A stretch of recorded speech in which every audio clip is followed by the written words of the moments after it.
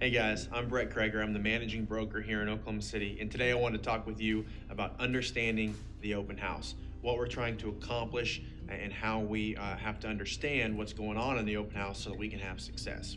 A lot of people, if they're not in real estate or if they're new to real estate, might think that the open house is designed to sell that house. And that's not what we're trying to do. See, the public, when they come into that open house, they kind of see us like a car salesman or a furniture salesman, where we're sitting in our product and we have to sell that product. And it's important to understand right off the bat that the goal of this open house is actually to pick up a client, not to sell that house. If I sell that house, that's great, right? I can make a commission on that. But my goal is to take that client and convince them to use me.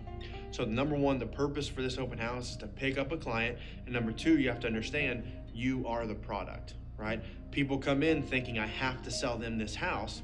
And so how we treat them and what we say to them and what questions we ask them, where we stand, how we prepare, everything like that will come into play on how we can drop their guard, right? Because they're coming in expecting us to sell them something. And if we can ask the right questions and provide value, they're going to drop their guard, and then we're actually going to provide value to them, capture them as a client, and then I can sell them any house in the state, right? It doesn't just have to be that house or that neighborhood or that city. I can take them to a suburb. I can sell them any house in the state, really. So understand the purpose.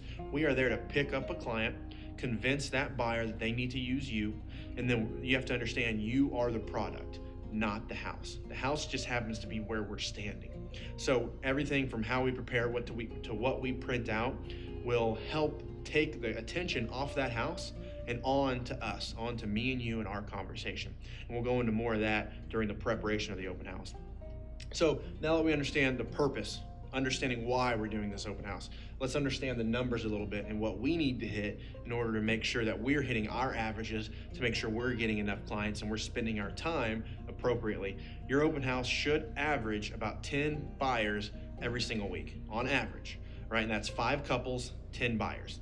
Now, maybe one week you only got 7, maybe the next week you got 12, 13. You should average around 10. Now, if you're doing an open house and you're only getting 3, 4, maybe 5 buyers a week every week, or maybe even one week you get goose egg and no one comes, then you need to start looking around at changing the open houses. And a lot of people, when they're brand new, they think, I only have one listing, I need to sit this open house. That's not the case. Remember what the purpose is. We're trying to capture a client. So just because you have one listing, if no one comes through that open house, don't sit that open house. You're better off to your client and to you to go to an open house that has a lot of traffic so that you can capture a buyer, take them back to their house and have success, or sell them another house or your house. So understand we need an average about 10 people through our open houses. And when we average about 10 people through, we're going to have about 10% of those people, about 1 person out of 10 is going to be a right now buyer. Someone that needs to buy in the next 30, 45, 60 days, right? I'm looking every day, and when I find it, I'll buy it. That's a right now buyer. So on 1 out of 10 is going to be a right now buyer. That's why we need to hit that average of about 10. And then about 2 to 3 are going to be in the next 6 months buyer. Maybe I'll buy it tomorrow if I find the house I love, but there's nothing really motivating me yet, right? Maybe I'm kind of a looky-loo right now, but in the next 6 months, 3 to 6 months, I'm going to be buying a house. So know the numbers. I want 10 people because I know not everyone that walks through that house is going to actually buy something. A lot of them are going to be neighbors. A lot of them, if you've been doing this long enough, you start to meet the local professional open housers, the people that just drive around every weekend looking at houses with no intention of buying them. So if I get 10 people through, 1 is going to be a right now buyer, 2 to 3 are going to be a next 6 month buyer. And if you prepare properly, if you ask the right questions and you follow up properly, you're going to be able to capture clients and you're going to be able to make closings